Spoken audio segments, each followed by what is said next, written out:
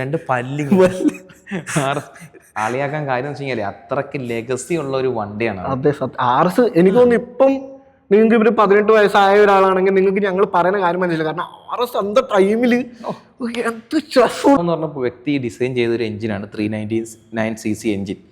അത് ബജാജ് നിർമ്മിക്കുന്നു. KTM-ലോട്ട് പോകുമ്പോൾ KTM അത് ട്യൂൺ ചെയ്യുന്നു. ട്രയംഫിലോട്ട് വരുമ്പോൾ ട്രയംഫിൻ്റെ ആയിട്ടുള്ള ട്യൂണിങ്ങും കാര്യങ്ങളൊക്കെ വരും. 3 വണ്ടി സെയിം എഞ്ചിനായിട്ടാണ് എനിക്ക് തോന്നുന്നത്. ഡിഫറെന്റ് എഞ്ചിനാണെന്നാണ്. പക്ഷെ ലോഞ്ചിന് പോയപ്പോ സെയിം എഞ്ചിൻ തന്നെ. പവർ പൾസറിന് പവർ ഉണ്ടായിരുന്നു അന്ന് 2007 ഇറങ്ങിയ സമയത്ത്. 220 ഇറങ്ങുന്നത് പവർ ഉണ്ട്, സംഭവം ഒക്കെ. പക്ഷെ ആൾക്കാർ തലേക്കൈ വെച്ച് ഒരേ സ്വരത്തിൽ പ്രാഗി ഒരു മോഡൽ ഉണ്ടെങ്കിൽ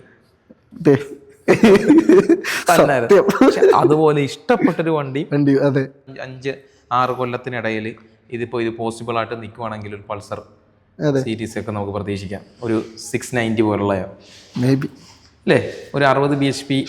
എമിഷനാണ് പ്രശ്നം. എമിഷൻ ഒരു വിഷയമാണ്. നമ്മൾ പറഞ്ഞത് ഇനിയിപ്പം ഇതൊരു ബജാജിന്റെ നാശത്തിലിട്ട് പോകാൻ ചാൻസ് ഉണ്ടോ ഈ KTM-നെ എടുത്ത് തല വെച്ചേക്കുന്നത്? അതായത് ചെറിയ പൈസ ഒന്നും അല്ല, 800 ബില്യണോ എന്തോ പ്രോപ്പർ ഇതുണ്ട്. ഭയങ്കര ഒരു ഡൗൺ സൈഡാണ് KTM-ന് വന്നേക്കുന്നത്. അതുകൊണ്ടാണ് KTM-ന്റെ തകർച്ച തുടങ്ങിയത്. അതായത് അത് വിദേശത്തൊക്കെ വണ്ടിക്ക് കംപ്ലൈന്റും കാര്യങ്ങളൊക്കെ ഉണ്ടായിരുന്നു, ബിഗ് ബൈക്സ്. അതുകൊണ്ട് ഒരു തകർച്ച വന്നു. അതുപോലെ തന്നെ കേരളത്തിലും ഇന്ത്യയിലൊക്കെ ഒരു ചാപ്രി അല്ലെങ്കിൽ കണ്ണാപ്പി എന്ന് പറഞ്ഞൊരു സൈഡ് നല്ല രീതിയിൽ എഫക്ട് ചെയ്തിട്ടുണ്ട് ബ്രാൻഡിനെ. നല്ലപോലെ എഫക്ട് ചെയ്തിട്ടുണ്ടല്ലേ സെയിൽസിനെ നല്ല രീതിയിൽ. ഇപ്പം ഉദാഹരണത്തിന് ഇപ്പോൾ ഒരു ഡ്യൂക്ക് 200 ഡ്യൂക്ക് 390 ഒക്കെ പറ്റി വീഡിയോ ചെയ്യുന്ന സമയത്ത് പോലും ഒരു കമന്റ് നമ്മൾ പ്രതീക്ഷിക്കുന്നില്ല. നമ്മൾ ഈ കണ്ടന്റ് ക്രിയേറ്റേഴ്സിനെ ഒരിക്കലും റെക്കോർഡിംഗ് അല്ലേ. അപ്പോൾ നമ്മൾ ഇന്ന് വന്നിരിക്കുന്നത് KTM-ന്റെ ഷോറൂമിലാണ്. നമ്മൾ KTM-ന്റെ ഷോറൂമിൽ എന്തിനു വന്നു എന്ന് വെച്ച് കഴിഞ്ഞാൽ നമ്മുടെ 3ാമത്തെ എപ്പിസോഡ് നമ്മുടെ പോഡ്കാസ്റ്റ് ഷൂട്ട് ചെയ്യാൻ വേണ്ടി വന്നതാണ്. ചെറിയൊരു എക്കോ നിങ്ങൾക്ക് ഫീൽ ചെയ്യും, കാരണം ഇത് അത്യാവശ്യം എക്കോ ഉള്ള ഒരു ബിൽഡിംഗ് ആണ്. അപ്പോൾ നമ്മൾ ഇന്ന് സംസാരിക്കാനായിട്ട് പോകുന്നത് എന്താണെന്ന് ചോദിച്ചു കഴിഞ്ഞാൽ നമുക്ക് ഫസ്റ്റിൽ തന്നെ നമ്മുടെ ഇന്നത്തെ ഗസ്റ്റിനെ നമുക്ക് വിളിക്കാം. ബ്രോ വരുതു. ഫേസ് കാണിക്കത്തില്ല ആള്. സ്ട്രെല്ലിനെ പോലെ ആൾക്കാരെ തെറിവിളിക്കും. അപ്പൊ സൗണ്ട് കേട്ടിട്ട് മനസ്സിലായവരുണ്ടെങ്കിൽ താഴെ ജസ്റ്റ് ഒന്ന് കമന്റ് ചെയ്യില്ലേ. പണ്ടൊക്കെ ഉള്ളവർക്ക് മനസ്സിലാവുമായിരിക്കും, മനസ്സിലാവും. പിന്നെ ഇത് നമ്മുടെ മോട്ടോ വ്ളോഗിങ് ഫീൽഡിൽ നിൽക്കുന്ന ആൾക്കാർക്ക് എന്തായാലും മനസ്സിലാവും. മനസ്സിലാവുന്ന സന്തോഷം. പേര് പറഞ്ഞോ ബ്രോ? ബേഡ് മലയാളം എന്നാണ് ചാനലിന്റെ പേര്. എന്തായാലും മനസ്സിലാവും. നല്ല രീതിയിൽ കണ്ടന്റും കാര്യങ്ങളൊക്കെ റിവ്യൂ ചെയ്യുന്ന ഒരു വ്യക്തിയാണ്, മോട്ടോർ സൈക്കിൾ റിലേറ്റഡ് ആയിട്ടുള്ള. അപ്പം നമ്മൾ എന്തിനാണ് ബ്രോ ഇന്ന് ഈ ഓറഞ്ച് സ്ഥലത്ത് വന്നത്? പെതുക്കെ സംസാരിച്ചില്ലേ, എക്കോ ചിലപ്പം കുറയും. ഓക്കെ, നമുക്ക് പതുക്കെ സംസാരിക്കാം. ഓറഞ്ച് പതിയെ ഓറഞ്ച് പതിയെ ബ്ലൂ ആവാൻ പോവാണ്. അതെ, അതെങ്ങനെ ബ്ലൂ ആവുന്നു? അതോ അങ്ങനെ പതിയെ ബ്ലൂ ആവാൻ പോകുന്നത് നല്ല ഓൾമോസ്റ്റ് ആയി ബ്ലൂ ആയി. എന്താണെന്ന് ചോദിച്ചു കഴിഞ്ഞാൽ നമ്മുടെ അറിയാമല്ലോ, നിങ്ങൾക്ക് ഓൾമോസ്റ്റ് എല്ലാവർക്കും അറിയാവുന്നതുപോലെ തന്നെ ന്യൂസിലൊക്കെ നിങ്ങൾ കേട്ടിട്ടുണ്ടാവും, ബജാജ് മൊത്തത്തിൽ അങ്ങോട്ട് KTM-നെ എടുത്തു. എനിക്ക് തോന്നുന്നത് ബജാജ് എടുത്തൊരു മണ്ടൻ തീരുമാനമാണോ അതോ ബജാജിന് ഒരു ഗോൾഡൻ ഓപ്പർച്യൂണിറ്റി ആണോ ഈ ഒരു അവസരം എന്ന് ബ്രോയുടെ ഒരു കാഴ്ചപ്പാടിൽ പറയാം. എന്നിട്ട് ഞാൻ പറയാം. ശരിക്കും ഒരു ഗോൾഡൻ ഓപ്പർച്യൂണിറ്റി എന്ന് പറഞ്ഞാൽ നമുക്ക് കുറച്ച് ബൈക്കുകൾ കിട്ടും, അത്യാവശ്യം നല്ല ബൈക്കുകൾ കിട്ടും. അത്യാവശ്യം അതിനെ പറ്റി നമുക്ക് സംസാരിക്കാം. അത് മാത്രമല്ല, കാശും കുറവായിരിക്കും ബജാജിന്റെ ഇറങ്ങുമ്പോൾ. അതെ. പിന്നെ ഏറ്റവും വലിയ കാര്യം എന്ന് വെച്ചിട്ടുണ്ടെങ്കിൽ നമ്മള് ശരിക്കും ഒരു വലിയ ബ്രാൻഡിനെയാണ് ബജാജ് സേവ് ചെയ്തേക്കുന്നത്. KTM എന്ന് പറഞ്ഞു കഴിഞ്ഞാൽ എല്ലാവർക്കും ഇഷ്ടമുള്ള ഒരു ബ്രാൻഡാണ്. എൻ്റെ ഒരുപാട് ഫേവറേറ്റ് മോട്ടോർ സൈക്കിളിൽ ഒരു ബ്രാൻഡാണ്. ഓൾമോസ്റ്റ് എല്ലാവർക്കും, ഈ അമ്മാവന്മാരെ ഒഴിച്ച് ബാക്കി എല്ലാവർക്കും എനിക്ക് തോന്നുന്നു ഫേവറേറ്റ് ആയിട്ടുള്ള ഒരു ബ്രാൻഡ് KTM തന്നെ. ഈ അമ്മാവന്മാരെ പിടിച്ചൊന്ന് ഓടിപ്പിച്ച് നോക്കിയാലും അത്യാവശ്യം ഓടിക്കാൻ അറിയുന്ന ഒരാളാണെങ്കിൽ ഇഷ്ടപ്പെടുകയും ചെയ്യും. അവർക്ക് പുറമേ പറയാൻ പറ്റത്തില്ലെങ്കിൽ അവര് സ്വാഭാവികമായിട്ടും പറഞ്ഞു പോകും. അതെ, സത്യം. ഈ ഉള്ളിൽ പറഞ്ഞു പോകും, ഏതാ ഇത് കൊള്ളാന്നുള്ള കാര്യം. ഇനിയിപ്പം KTM-ന്റെ ആദ്യത്തെ ഇപ്പം KTM-ന് ഇത്രയും ഫസ്റ്റിൽ തന്നെ നമുക്ക് ഒരു കാര്യം പറയാൻ പറയും, ബജാജ് മേടിച്ചു, ഒരു സൂപ്പർ പൾസറൊക്കെ ഭാവിയിൽ വരാം, മോട്ടോ GP-യിൽ ബജാജിൻ്റെ ബൈക്കുകൾ ഇറങ്ങും, അതിനൊക്കെ പറ്റി നമ്മൾ എന്തായാലും സംസാരിക്കും. അതിന് മുമ്പായിട്ട് നമുക്ക് KTM ഒരു 2021 അല്ലെ 2013 തൊട്ട് ഒരു 21-20 കാലഘട്ടങ്ങൾ വരെ, ഇപ്പോൾ 22 വരെ KTM-ന്റെ ഒരു സുവർണ കാലഘട്ടമായിരുന്നു എന്ന് തന്നെ നമുക്ക് വേണമെങ്കിൽ പറയാം, അല്ലേ? പ്രത്യേകിച്ച് BS4 എറ എൻഡ് ചെയ്യുന്നതിന് മുമ്പ്, BS6 വരുന്നതിന് മുമ്പായിട്ട്. കാര്യം ഈ ഇരിക്കുന്ന മുതൽ കണ്ട ഈ ഒരു ഡിസൈൻ കൊണ്ടുവന്നിട്ട് വളരെ ശോക അവസ്ഥയിലാണ് സെയിൽസും കാര്യങ്ങളൊക്കെ പോയിക്കൊണ്ടിരിക്കുന്നത്. വണ്ടി പെർഫെക്റ്റ് ആണ്, ഓടിച്ചവൻ ഒരിക്കലും കുറ്റം പറയത്തില്ല. ട്രാക്കിലാണെങ്കിലും ട്രാക്കിലും അതുപോലെ എർഗോണോമിക്സും കാര്യങ്ങളൊക്കെ പക്ക ട്രാക്ക് റെഡി ആക്കി. പക്ഷേ ഈ പറഞ്ഞതുപോലെ ഒരു വലിയ ഫ്ലോപ്പ് തന്നെ ആയിരുന്നു എന്ന് വേണമെങ്കിൽ പറയാം. സിമ്പിൾ ആയിട്ട് നമുക്കിപ്പോ ഒരു ഫോട്ടോ കാണിച്ചിട്ട് ഈ വണ്ടി ഇഷ്ടപ്പെട്ടു എന്ന് വെച്ച് കഴിഞ്ഞിട്ടുണ്ടെങ്കിൽ ഈ വണ്ടി ചിലപ്പോൾ ആൾക്കാർക്ക് സൈഡ് വ്യൂ ഓക്കെ, പക്ഷെ ഫ്രണ്ട് സത്യം പറഞ്ഞ മറ്റേ പഴയ RC ഉണ്ടല്ലോ, ഒരു എന്തോ ഒരു സാധനം നമ്മളെ കടിക്കാൻ നിൽക്കുന്ന പോലെ ഒരു അഗ്രസീവ്നെസ്. അത് എനിക്ക് തോന്നുന്നു ഒരു 50 വർഷത്തേക്കുള്ള ഒരു ഡിസൈൻ ഉണ്ട്. കുറച്ച് ഒരു 30 കൊല്ലം കഴിഞ്ഞിട്ട് നമ്മൾ പിള്ളേരൊക്കെ ഈ RC പഴയതൊക്കെ എടുത്തോണ്ട് വരും. നമ്മുടെ ഈ ആദ്യ ത്രിഫ്റ്റ് ഒക്കെ പോലെ അത്രക്ക് ഉണ്ടാ വണ്ടി, ആ സ്റ്റൈലും കാര്യങ്ങളൊക്കെ ഓടിക്കാനാണേലും. ആ 21 വരെ അത്യാവശ്യം നല്ലൊരു പേരായിരുന്നു KTM-ന്. അത് കഴിഞ്ഞിട്ട് അത്യാവശ്യം കേരളത്തിലാണെങ്കിലും പുറത്താണെങ്കിലും ഭയങ്കര ഒരു ഡൗൺ സൈഡാണ് KTM-ന് വന്നേക്കുന്നത്. അതുകൊണ്ടാണ് KTM-ന്റെ ഒരു തകർച്ച തുടങ്ങിയത്. അതായത് ഒന്നാമത്തെ അത് വിദേശത്തൊക്കെ വണ്ടിക്ക് കംപ്ലൈൻറ്റും കാര്യങ്ങളൊക്കെ ഉണ്ടായിരുന്നു ബിഗ് ബൈക്സ്, അതുകൊണ്ട് ഒരു തകർച്ച വന്നു. അതുപോലെ തന്നെ കേരളത്തിലും ഇന്ത്യയിലൊക്കെ ഒരു ചാപ്രി അല്ലെങ്കിൽ കണ്ണാപ്പി എന്ന് പറഞ്ഞൊരു സൈഡ് നല്ല രീതിയിൽ എഫക്ട് ചെയ്തിട്ടുണ്ട് ബ്രാൻഡിനെ, നല്ലപോലെ എഫക്ട് ചെയ്തിട്ടുണ്ടല്ലേ സെയിൽസിനെ നല്ല രീതിയിൽ. ഇപ്പം ഉദാഹരണത്തിന് ഇപ്പോൾ ഒരു ഡ്യൂക്ക് 200 ഡ്യൂക്ക് 390 ഒക്കെ പറ്റി വീഡിയോ ചെയ്യുന്ന സമയത്ത് പോലും ഒരു കമന്റ് നമ്മൾ പ്രതീക്ഷിക്കും, നീ ഒരു കണ്ണാപ്പി അല്ലേ എന്നുള്ളൊരു കമന്റ് നമുക്ക് പ്രതീക്ഷിക്കാം. കാര്യം അത്രയ്ക്ക് ബാധിച്ചിട്ടുണ്ട്. പക്ഷേ KTM എന്ന് പറഞ്ഞ ബ്രാൻഡ് ഇഷ്ടപ്പെടുന്ന ഒരു വ്യക്തി എന്നുള്ള നിലയ്ക്ക് ഇഷ്ടപ്പെടണമെന്നില്ല. അതെ, ഓടിച്ചാൽ മതി. അല്ലെങ്കിൽ ടെക് സൈഡ് നിങ്ങൾ മനസ്സിലാക്കിയാൽ മതി. ഒരു ട്വിൻ സിലിണ്ടർ എഞ്ചിൻ വെച്ചിട്ട് ഇത്ര അഗ്രസീവ് ആയിട്ടുള്ള ടൂണിങ്ങും, സൂപ്പർ ഡ്യൂക്കിൻ്റെ കാര്യമാണ് പറയുന്നത്. അപ്പോൾ അറിയാമല്ലോ, അത്രയ്ക്ക് ഒരു ബ്രില്യൻ്റ് ആയിട്ടുള്ള ഒരു, എനിക്ക് ഭയങ്കര ഇഷ്ടമുള്ള ഒരു ബ്രാൻഡാണ്. ആ വണ്ടിയുടെ കാര്യം എന്ന് വെച്ചാൽ നമ്മൾ ഓടിക്കണം, ആ വണ്ടി ഇരിക്കുന്ന കാണുമ്പോൾ തന്നെ മനസ്സിലാവും ഇത് ഓടിച്ച് പശക് വണ്ടിയാണ്. സ്റ്റൈലിങ്ങും ഒരു അതാണ് ഇതിന് നഷ്ടപ്പെട്ടു പോയത് ഈ ഒരു സംഭവം എനിക്ക് തോന്നിയിട്ടുള്ളൊരു കാര്യം. ഒന്ന് ഈ പറഞ്ഞ ഡിസൈൻ ലാംഗ്വേജിലും BS6 പരമായിട്ടുള്ള നോംസ് പരമായിട്ടുള്ള വിഷയങ്ങളൊക്കെ ഈ ഒരു വണ്ടി ഒരുപാട് ബാധിച്ചു. അതൊരു പ്രശ്നമല്ലായിരുന്നു. KTM-ന് ഇഷ്ടപ്പെടുന്ന ബ്രാൻഡ് ഇഷ്ടപ്പെടുന്ന ഒരു വ്യക്തി എന്നുള്ള നിലയ്ക്ക് അത് പ്രശ്നമായിട്ടുള്ള ഒരു കാര്യമല്ല. സ്റ്റിൽ BS6 ആയിട്ട് പോലും ഡ്യൂക്ക് 390 ഏതാ മറ്റേ 373C അത് ഓടിച്ചവന് എന്തായാലും സ്മൂത്തായിട്ട് തോന്നത്തില്ല. സ്മൂത്തല്ല, ഒരു ലീനിയർ ആയിട്ട് എന്തായാലും തോന്നത്തില്ല. അപ്പോൾ ഈ പറഞ്ഞ പ്രത്യേകിച്ച് ഇന്ത്യയിൽ നമ്മുടെ കേരളത്തിൽ അത്രയ്ക്ക് വിഷയമില്ലായിരുന്നു. ഹെൽമെറ്റ് ഇട്ട് പാട്ട് കയറ്റി വീട് ഇടുന്നേ അവർ മാക്സിമം ചെയ്യത്തുള്ളൂ. ഒരു ടൈം വന്നിട്ട് പോയി, അത് അങ്ങ് പോയി 22 കഴിഞ്ഞപ്പോഴേ തീർന്നു. പക്ഷെ നോർത്തിലോട്ടൊക്കെ ഉണ്ടല്ലോ, ഒരു മറ്റേ റെഡ് വെള്ളമൊക്കെ എടുത്തോണ്ട് സ്റ്റിങ്ങിന്റെ വെള്ളം വെച്ചിട്ട് എൻ്റെ മുന്നേ അത് മാരകമായിട്ട് KTM-നെ ബാധിച്ചു. സംഭവം എനിക്ക് പേഴ്സണലി നമുക്ക് ബ്രോയും അത് നമ്മുടെ അതേ ഒരു വേവ് ലെങ്ത് ആയിട്ട് പറയാം, അത്ര വലിയൊരു വിഷയം വരാൻ ചാൻസ് ഇല്ല.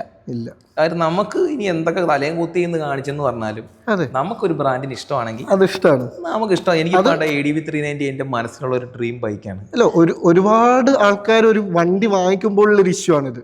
കാരണം സെയിം തിങ് വിത്ത് NS. ഈ NS 200 ഈ കണ്ണാപ്പി അല്ലെങ്കിൽ കോളനി വീല് കിട്ടിയിട്ടുള്ള ഒരു വണ്ടിയാണ്. അത് അത്രയും ആൾക്കാർ എടുത്തോണ്ട്, അപ്പൊ KTM അത്രയും ആൾക്കാർ എടുത്തിട്ടില്ല. അത് കഴിഞ്ഞ് അത്യാവശ്യം മുമ്പ് 220 ആയിരുന്നു. 220, അതെ, 220 ആണ്. പക്ഷെ ആ ടൈം ഇത്രയും പറയുമെങ്കിലും നമുക്ക് 220 പോകുന്ന കാണുമ്പോൾ നമ്മുടെ അന്നത്തെ സൂപ്പർ ബൈക്കാണ് ഓടിക്കുന്ന. അതെ, അപ്പം എന്ത് വണ്ടിയായിരുന്നു. അതൊരു വലിയൊരു ഫാക്ടറായി KTM-ന്റെ നാശത്തിലേക്ക്. ഇപ്പം നമ്മളിപ്പം KTM-ന്റെ ഷോറൂമിൽ തന്നെ സമാധാനമായിട്ട് ഇരുന്ന് ചെയ്യുമ്പോൾ തന്നെ നിങ്ങൾക്ക് മനസ്സിലായി കാണും എന്താണ് KTM എന്നുള്ളത്. കാര്യം എന്ന് വെച്ച് കഴിഞ്ഞാൽ സെലക്റ്റീവ് ആയിട്ടുള്ള ഒരു ബ്രാൻഡിങ് ആയി പഴയതുപോലെ. അതായത് ഇപ്പം നമ്മൾ യമഹയുടെ ഷോറൂമിലോ TVS-ന്റെ ഷോറൂമിലോ ഹീറോയുടെ ഷോറൂമിലോ ചെന്നിരിക്കുമ്പോൾ നമുക്ക് ഭയങ്കര ക്രൗഡഡായിട്ടും നമുക്ക് ഇരുന്ന് ചെയ്യാൻ പറ്റത്തില്ല. ഇപ്പം നമ്മൾ ട്രയംഫിൻ്റെ ഒക്കെയോ അല്ലെങ്കിൽ നമ്മൾ ഡുക്കാറ്റിയുടെ നമ്മളിങ്ങനെ പീസ് ആയിട്ടിരിക്കത്തില്ലേ. കാര്യം ഒരു കസ്റ്റമർ ഉണ്ട്, അവർക്ക് ആ കസ്റ്റമറെ വരത്തുള്ളൂ. ആ ലെവലിലോട്ട് KTM മാറിയിരിക്കുകയാണ്. അപ്പം ഇനി ഭാവി എന്താണ് എന്നുള്ള കാര്യത്തെ പറ്റിയാണ് നമ്മൾ ചർച്ച ചെയ്യുന്നത്. അതായത് ബജാജ് വാങ്ങിയിട്ടിരിക്കുകയാണ്, ട്രയംഫും ഒരു സൈഡിൽ കൂടെ ഒരു അതും അടുത്തൊരു സർപ്രൈസ് ആണ്. അത് നമുക്ക് സംസാരിക്കാം. അതെ, അപ്പം ട്രയംഫും ഉണ്ട്. അപ്പോൾ അങ്ങനെ ഇരിക്കുന്ന സാഹചര്യത്തിൽ നമുക്ക് എന്താണ് പറയാനുള്ളത്? ഈ ബജാജ് ഒരു വലിയൊരു മണ്ടത്തരമാണോ ചെയ്തത്? വലിയൊരു മണ്ടത്തരാണെന്ന് എനിക്ക് തോന്നിയിട്ടില്ല. കാരണം എന്ന് വെച്ചിട്ടുണ്ടെങ്കിൽ ഇത് പ്രോപ്പർ ബിസിനസ് എക്സ്റ്റൻഷൻ ആയിട്ട് ഞാൻ കണ്ടിട്ടുള്ളൂ. ഇതിപ്പോ നമ്മളിപ്പോ എത്ര ചാപ്ലിന്നോ അല്ലെങ്കിൽ ഇത് എന്ന് പറഞ്ഞാലോ ഇവർക്ക് മെയിൻലി വണ്ടി വിൽക്കുന്നുണ്ട് അത്യാവശ്യം. നമുക്ക് കേരളത്തിൽ എനിക്ക് തോന്നുന്നു ഇച്ചിരി ബിസിനസ് ഡൗൺ ആയിട്ടുണ്ടെന്നാണ് പലരും പറഞ്ഞു കേട്ടിട്ടുള്ളത്. നമുക്ക് വിസിബിളി കാണാം. ഇപ്പൊ വണ്ടികളൊക്കെ ഭയങ്കര കുറവാണ് കാണുന്നത്. പക്ഷെ അഡ്വഞ്ചർ 390 വന്നപ്പോൾ ഒന്നുകൂടി പിന്നെ ഒരു റോളിംഗ് വന്നിട്ടുണ്ട് KTM എന്നുള്ള ഒരു ബ്രാൻഡിന്. ശരിക്കും KTM എന്ന് പറഞ്ഞാൽ നമുക്ക് ഒരിക്കലും അണ്ടർസ്റ്റിമേറ്റ് ചെയ്യാൻ പറ്റില്ല. ഏത് ബ്രാൻഡ്, ഇപ്പൊ യമഹയെ പോലും നമുക്ക് അണ്ടർസ്റ്റിമേറ്റ് ചെയ്യാൻ പറ്റും. ഇന്ത്യയിൽ, അതായത് നമുക്ക് യമഹാഡ ഇന്റർനാഷണൽ സ്റ്റാൻഡേർഡ് ഉള്ള ഒരു 10R700 R3 പോലും വില കുറച്ചത് ഇപ്പോഴാണ്. അതുപോലുള്ള വണ്ടികൾ നമുക്ക് കിട്ടത്തില്ലെന്ന് ഉറപ്പാണ്. സുസുക്കിയുടെ GSX 150, അതുപോലെ തന്നെ മറ്റുള്ള ഉണ്ട്, നമുക്ക് കിട്ടത്തില്ലെന്ന് ഉറപ്പാണ്. പക്ഷെ KTM അങ്ങനല്ല. ഒരു വണ്ടി ഇറക്കുന്നുണ്ടെങ്കിൽ ഫസ്റ്റ് ഇപ്പൊ എല്ലാം ഓപ്പൺ ആക്കിയല്ലോ, ഓൾമോസ്റ്റ് ഉള്ള വണ്ടികളൊക്കെ ഓപ്പൺ ആക്കി അല്ലേ. അപ്പൊ അങ്ങനെ ആക്കിയിരിക്കുന്ന ഒരു ബ്രാൻഡിന് നമുക്ക് KTM പ്രതീക്ഷ കൊണ്ട് കൈവിടാൻ പറ്റത്തില്ല. അവർ തിരിച്ചു വരും എന്നല്ല, തിരിച്ചു വന്നിരിക്കുന്നു. ADV 390 വന്നതോടുകൂടി.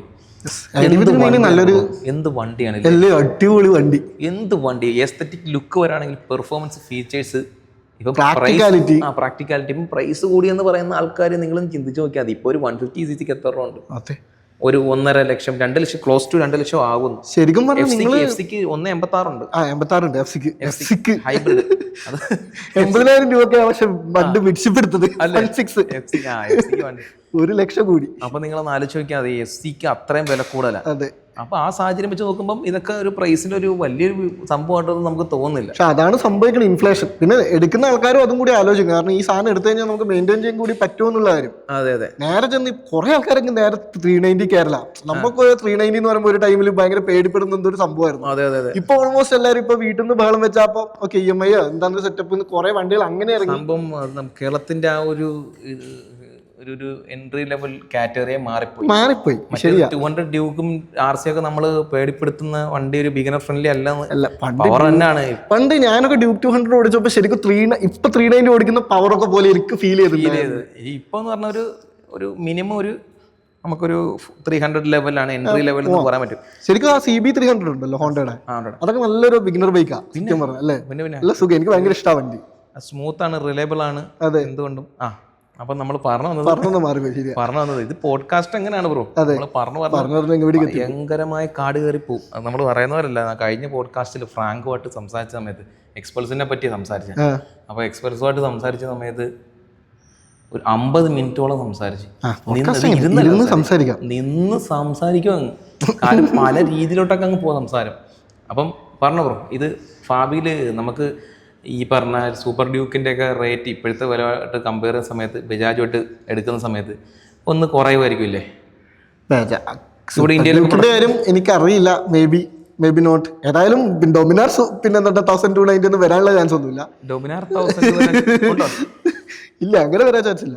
600cc ഒക്കെ വേണം നമുക്ക്. എന്തായാലും പൾസറിന്റെ ബ്രാൻഡിങ്ങിൽ നമ്മൾ ഇന്നലെ വാട്സപ്പിൽ സംസാരിച്ച പോലെ ഒരു 600cc അല്ലെങ്കിൽ 800cc ഒരു 60 bhp അവഞ്ചർ ഒക്കെ ചിലപ്പോൾ വരാൻ ചാൻസ് ഉണ്ട്. അവഞ്ചർ ഒരു 400 ഒക്കെ ഇറക്കുന്നുണ്ടെന്ന് പറയാൻ തുടങ്ങിയിട്ട് കാലങ്ങൾ പറയും. ഏത് എഞ്ചിൻ വെച്ചിട്ട് അവഞ്ചർ വരും? ആ 400 നമ്മൾ ഓൾറെഡി ഉള്ള 400cc 399 പിന്നെ ഡ്യൂക്കിന് വരുന്ന സെയിം എഞ്ചിൻ വെച്ചിട്ട് വരാൻ ചാൻസ് ഉണ്ടല്ലേ. പിന്നെ ഒരു ടൈം ഒരു 490 ഇവർ ഡെവലപ്പ് ചെയ്യുന്നു പറഞ്ഞായിരുന്നു. ഡ്യൂക്ക് 490 അതേപോലെ തന്നെ അതിന്റെ കൂടെ NSO. ഡ്യൂക്ക് 490 ഇന്റർനാഷണൽ ഉണ്ടല്ലോ. ഇല്ല 490 പുതിയ ട്വിൻ സിലിണ്ടർ വെച്ച് ഡെവലപ്പ് ചെയ്യുന്നു. അത് ഇവിടെ പൂനെയിൽ ഡെവലപ്പ് ചെയ്യുന്നു എന്നുള്ളൊരു സ്റ്റോറി ഉണ്ടായിരുന്നു. പിന്നെ അവര് ഷെൽഫ് ചെയ്തു എന്നാ പറഞ്ഞത്. ഒന്നാമത്തെ കാര്യം ആ ടൈം ഈ KTM ഈ പ്രശ്നങ്ങളിലൂടെയൊക്കെ കടന്നു പോയിരുന്നു. പിന്നെ KTMന്റെ വിഷയം എന്ന് പറഞ്ഞാൽ ഇന്ത്യയിൽ നമ്മൾ ആദ്യം പറഞ്ഞ ഒരു ട്രെൻഡിന്റെ ഒരു വിഷയം മാത്രമേ ഇന്ത്യയിലുള്ളൂ. ഇന്ത്യയിൽ ഫിനാൻഷ്യൽ പരമായിട്ടോ അല്ലെങ്കിൽ ഈ പറഞ്ഞ പോലെ നിർത്തി പോകുന്ന ആ ഒരു വിഷയം ഇന്ത്യയിൽ അങ്ങനെ ഒരു ഇഷ്യൂ ഇല്ല. ബജാജ് നിൽക്കുന്നത് കൊണ്ട് അങ്ങനെയുള്ള വിഷയങ്ങളൊന്നും വരത്തില്ല. കാരണം നമ്മള് ഒന്നാമത്തെ കാര്യം പുറത്തേക്കൊക്കെ നോക്കി കഴിഞ്ഞാൽ സൂപ്പർ ഡ്യൂക്കിനൊക്കെ വണ്ടി വാങ്ങിച്ചു കഴിഞ്ഞാലും കുറെ കാശ് വീണ്ടും അതിൽ ആഡ് ഓൺ ആയിട്ട് യൂസ് ചെയ്യണം. ഇപ്പോൾ കുറെ സാധനങ്ങൾ അൺലോക്ക് ചെയ്യാനും ഇതിന് ഒരു സബ്സ്ക്രിപ്ഷൻ ബേസ് ആയിട്ട് അങ്ങനെ കുറെ കാര്യങ്ങളൊക്കെ അവര് ഒരു ചളവളമാക്കി വെച്ചിട്ടുണ്ട്. അങ്ങനെ കുറെ പ്രശ്നങ്ങളുണ്ട്. പിന്നെ അതേപോലെ തന്നെ ഈ കോൾഡ് സ്റ്റാർട്ടും ഭയങ്കര കംപ്ലൈന്റ് ഈ KTMസിന് ഈ പുറത്തെ രാജ്യത്ത് ബിഗ് ബൈക്സിന് അതാണ്. അപ്പോൾ അവര് ഇപ്പം ബൈക്ക് ഓടിക്കുന്ന ആൾക്കാർ പുറത്തുള്ളതെന്ന് വെച്ചിട്ട് നമ്മളെ പോലെ എല്ലാവരും ബൈക്ക് ഓടിക്കുന്നില്ല. ബൈക്കിന് ഇഷ്ടപ്പെടുന്ന ആൾക്കാരൊക്കെ ബൈക്ക് എടുക്കുള്ളൂ. അപ്പൊ ഇവർ ഈ വണ്ടി എടുക്കുമ്പോൾ ഈ അൺറിലയബിലിറ്റി എന്നുള്ളൊരു ഇത് വരുമ്പോൾ ഒബ്വിയസ്ലി അവര് ബാക്കിയുള്ള ജാപ്പനീസ് വണ്ടികളോ ഒരു പ്രശ്നവുമില്ല,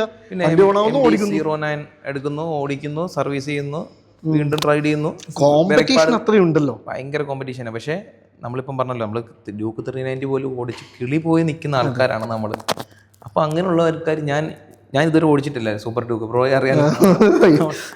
അപ്പോൾ അതെങ്ങനെ ആയിരിക്കും ഞാൻ ചിന്തിക്കുമോ, എന്തായിരിക്കും വണ്ടി. KTMന്റെ ഏറ്റവും കൂടുതൽ ഓടിച്ചേക്കുന്നത് 790 ഒരു തവണ ഓടിച്ചു നോക്കുന്നത്. അത് ഇൻ ദ സെൻസ് വെച്ചിട്ടുണ്ടെങ്കിൽ ഈ 390 ഓടിച്ച ആൾക്കാർക്ക് പിന്നെ ഒരു ഇൻലൈനിലേക്ക് അല്ലെങ്കിൽ ഒരു 390യുടെ ആ ഒരു മാഡ്നസ് ഇഷ്ടപ്പെടുന്ന ആൾക്കാർക്ക് പിന്നെ ഒരു ഇൻലൈൻ 4 അല്ലെങ്കിൽ ആ ഒരു കാമിലേക്ക് പോകാൻ ഇച്ചിരി പാടായിരിക്കും അല്ലേ. തെറിപ്പ് വേണമെന്നുണ്ട്. ആ KTM ഒരു സിഗ്നച്ചർ അത്. ഡുക്കാറ്റിക്ക് പോലും എനിക്ക് തോന്നുന്നു അങ്ങനെ ഇല്ല. ഡുക്കാറ്റി പവറാണ്, അതായത് ഒരു കൊടുങ്കാറ്റാണ്. ഇടിമിന്നൽ പോലെ മാഡ്നസ്. ശരിക്കും ഈ ഡുക്കാറ്റിയുടെ ആയാലും KTM ആ മാഡ്നസ് ഒരു വേറെ തന്നെ ഒരു എന്താ പറയണ്ടേ, ഇത് ഇഷ്ടപ്പെടുന്ന ആൾക്കാർ അതെടുക്കും. അതാണ് ഇതിന്റെ മാർക്കറ്റ്. ഇഷ്ടപ്പെടുന്ന ആൾക്കാരുള്ളൂ. കുറച്ചുകൂടെ സ്മൂത്ത് ആയിട്ടുള്ള ഒരു റോ പവർ. ഇതെന്ന് പറഞ്ഞാല് ഒരു സ്മൂത്ത്നെസ്, ഒരു മയവും ഇല്ല. വെട്ടൊന്ന് തുണ്ട് രണ്ട്. എക്സാക്ട്ലി അതാണ് KTM. ഡുക്കാറ്റിന്റെ ആ ഒരു സംഭവം, ആ ഒരു മാഡ്നസ് ഹൈപ്പർ മോട്ടാർഡിലൊക്കെ ഉണ്ട്. ഹൈപ്പർ മോട്ടാർഡ് മറ്റേ 690 മറ്റേ 790 ഉണ്ട്.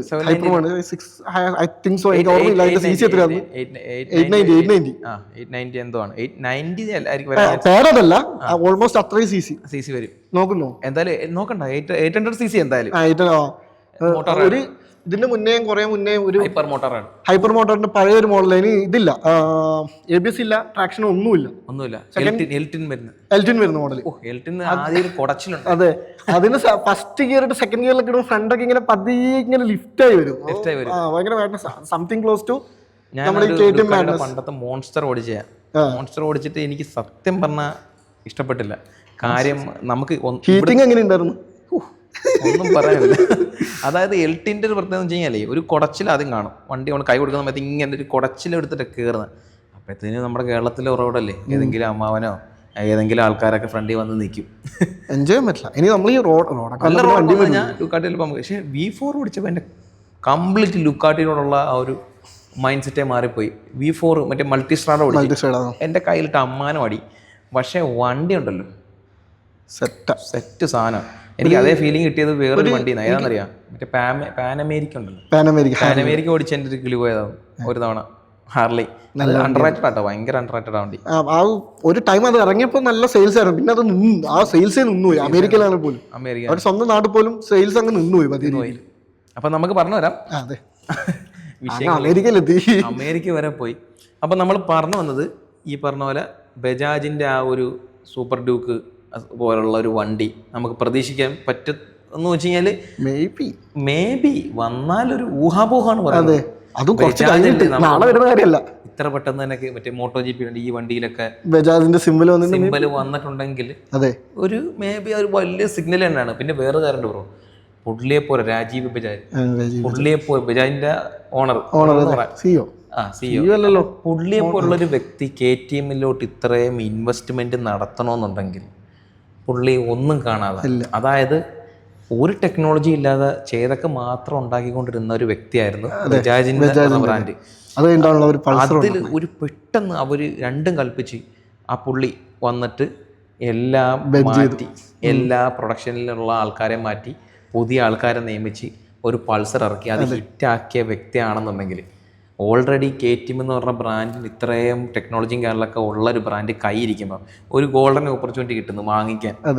പുള്ളി ഇൻവെസ്റ്റ് ചെയ്ത് കഴിഞ്ഞാൽ സ്വാഭാവികമായിട്ടും എനിക്ക് തോന്നുന്നു ഒരു 100 വർഷം എടുത്താൽ ബജാജ് ചെയ്യാൻ പറ്റുന്ന കാര്യമായിരിക്കും പെട്ടെന്ന്. എനിക്ക് തോന്നുന്നു സ്വാഭാവികമായിട്ട് ഒരു 5-6 കൊല്ലത്തിനിടയിൽ ഇത് പോസിബിൾ ആയിട്ട് നിൽക്കുവാണെങ്കിൽ ഒരു പൾസർ സീരീസ് ഒക്കെ നമുക്ക് പ്രതീക്ഷിക്കാം. ഒരു 690 പോലുള്ള മേ ബി അല്ലേ, ഒരു 60 bhp. എമിഷൻ ആണ് പ്രശ്നം. എമിഷൻ ഒരു വിഷയമാണ്. എമിഷൻ ഒരു വിഷയമില്ലെങ്കിൽ നമുക്ക് ഇവിടെ മറ്റേ സിംഗിൾ സിലിണ്ടർ ഒക്കെ കിട്ടിയത്.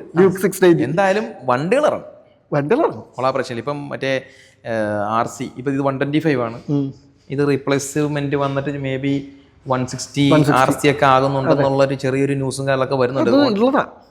ഉള്ളതല്ലേ, വരൂല്ലേ? അപ്പൊ R15 ഒരു നല്ലൊരു അടിയായിരിക്കും അത്. കാര്യം ഓൾറെഡി RC 125 ഒരു 150യുടെ പവർ ഉണ്ട്. അപ്പം 160 കൺവേർട്ട് ചെയ്യുന്ന ആ ഒരു പാചകപരമായ വിഷയങ്ങളും കാര്യങ്ങളൊക്കെ കൊണ്ട് ഇട്ട് കൊടുത്തു കഴിഞ്ഞാൽ സെറ്റ് ആയിരിക്കും. ഒരു R15 സെയിം പവർ ഫിഗേഴ്സ് ആയിരിക്കും. R15 ഒരു പീക്ക് ലെവലിലോട്ട് എത്തിയില്ലേ? R15 BS3 ആയിരുന്നു എൻ്റെ ഉണ്ട്. അല്ലല്ല, മറ്റേ ഡാർക്ക് നൈറ്റ് BS4 തന്നെ. BS3 ഇല്ല. മറ്റേ ഡാർക്ക് നൈറ്റ് ഇറങ്ങുന്നതിനേക്കാളും 2 വേർഷൻ ഉണ്ടായിരുന്നു. ഒരു ബ്ലൂയും ഒരു റെഡും റേസിംഗ് ബ്ലൂ. രസമായിരുന്നു. അതൊക്കെ ഓടിച്ചിട്ടുണ്ടല്ലോ ഇങ്ങനെ റോ പവർ ആയിരുന്നു അല്ലേ. റോ പവർ KTM പോലുള്ള റോ പവർ അല്ല, ഒരു രസമായിരുന്നു ബ്രേക്കിങ്ങും ടിക്കുന്ന ഒരു കുത്തല. അത് ഏറ്റവും കൂടുതൽ പണി വന്നത് അതിന്റെ ഷോക്കിനാ. ശരിയാ, ഈ ബ്രേക്ക് കൊടുത്തതിൽ ഏറ്റവും കൂടുതൽ ഈ പൈപ്പ് സ്ക്രാച്ച് ആവും. അപ്പം അത് വിട്. അപ്പം RC 160 ഒക്കെ വന്നു കഴിഞ്ഞാൽ പക്ഷേ ഈ RC 160 ഇറങ്ങുമ്പോൾ ഞാൻ പ്രാർത്ഥിക്കുന്ന ഒരു കാര്യം എന്താ അറിയോ, ഈ ഒന്നാമത്തെ കാര്യം എന്ന് വെച്ചാൽ നമ്മുടെ നാട്ടിൽ ഒരു കോമ്പറ്റീഷൻ നടക്കുമ്പോൾ എല്ലാവരും ചിന്തിക്കും ഇത് കൊള്ളാലോ. ഒരു കോമ്പറ്റീഷൻ നടന്നുകൊണ്ടിരിക്കുമ്പോൾ എല്ലാവർക്കും ആ പ്രൈസ് വേണ്ടി വരും. ഇത് സെയിം തിങ് ഹാപ്പൻ വിത്ത് അഡ്വഞ്ചർ മോട്ടോർ സൈക്കിൾ. കാരണം എക്സ്പൾസ് ഇറങ്ങുന്നു, പിന്നെ എല്ലാവരും അഡ്വഞ്ചറാ, ചുമ്മാ ബോഡി മാറ്റി അഡ്വഞ്ചറോട് അഡ്വഞ്ചർ. അതേപോലെ ഈ പരീക്ഷണാർത്ഥത്തില് ആരെങ്കിലും ഒരു വണ്ടി ഇറങ്ങി കഴിഞ്ഞാൽ അത് മൈൻഡ് ചെയ്തില്ല. അതെ, കണ്ടിന്യൂ ചെയ്തു. എന്നിട്ട് ഈ 160 വന്നു കഴിഞ്ഞാൽ പിന്നെ ആ കോമ്പറ്റീഷനിൽ വരാൻ സാധ്യതയുള്ള വണ്ടികൾ ഹോണ്ടയുടെ CBR 160, സുസുക്കിയുടെ GSX 150. ഒരു തിരുത്തുണ്ട്, ഹോണ്ട ചത്താലും ഇറക്കത്തില്ല. അല്ല പറഞ്ഞത്, അഥവാ ഒരു കോമ്പറ്റീഷൻ ഉണ്ടെങ്കിൽ വന്നിട്ടുണ്ടെങ്കിൽ. പിന്നെ അതേപോലെ തന്നെ സുസുക്കിയുടെ GSX R എന്തായാലും ഇറക്കില്ല. അവര് മാർക്കറ്റ് ഉണ്ടാവില്ല എന്ന് വിചാരിക്കും അവരിവിടെ. ബ്രോ ഇത്രയും കഥ ഹോണ്ടായും യമഹായും സുസുക്കിയും നമ്മൾ ഈ ചർച്ചയിൽ നമ്മൾ സംസാരിക്കുന്നത് കാര്യം എന്ന് വെച്ച് കഴിഞ്ഞാല് ഇപ്പം 160 RC കത്തിക്കഴിഞ്ഞാൽ ബജാജോട്ടുള്ള കൊളാബറേഷനിൽ ഇപ്പോൾ പുതിയ വണ്ടികളൊക്കെ വരുന്നത്, അതിലൊന്നാണ് RC 160.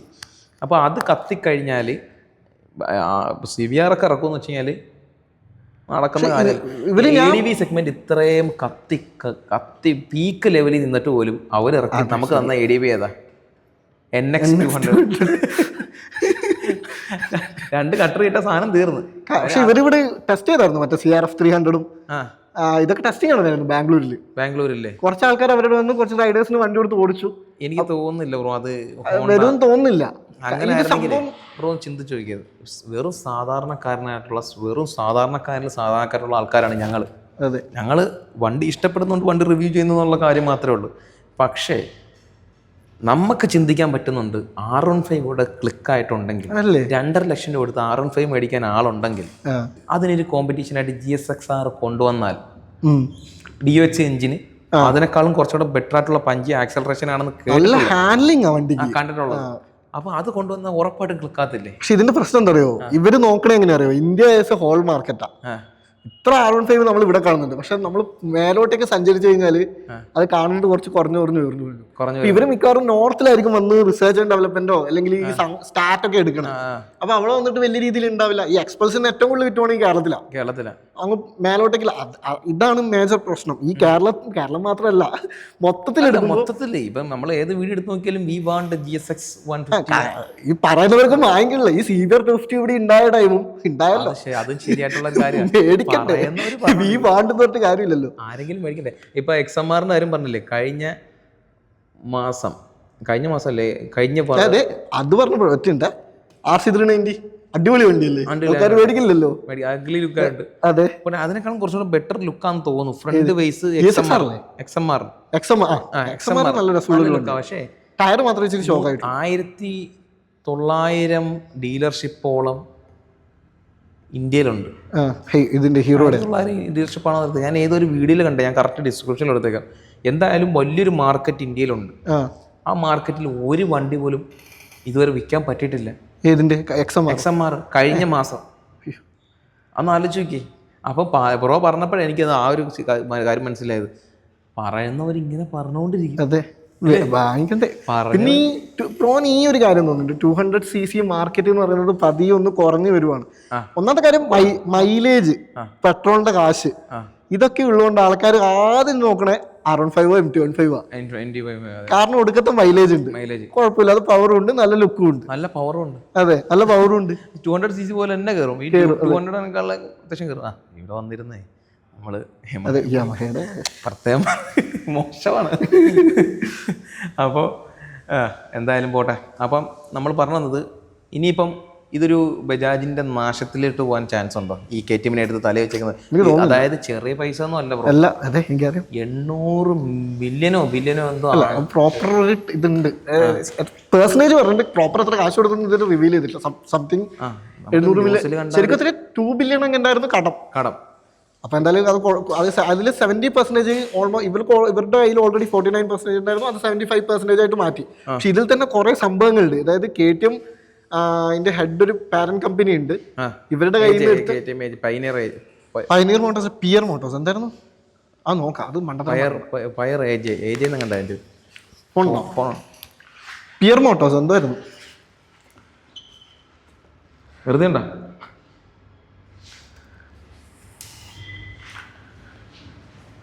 മറ്റേ പിയാജിയോ ആണ് ഇതിന്റെ കമ്പനി. പിയാജിയോ മോട്ടോഴ്സ് അല്ല, പിയാജിയോ വലിയൊരു കമ്പനി ഉണ്ട് അതിന്റെ. പയ്യർ AJ എന്തോ അങ്ങോട്ടാണ് അതിന് പറയുന്നത്. പിയാജിയോ അല്ലേ?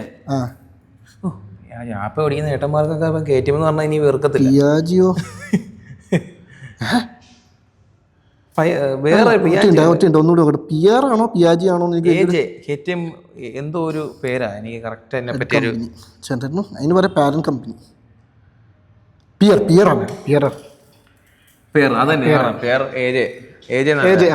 മൊബിലിറ്റി എന്ന് പറഞ്ഞാൽ. അപ്പോ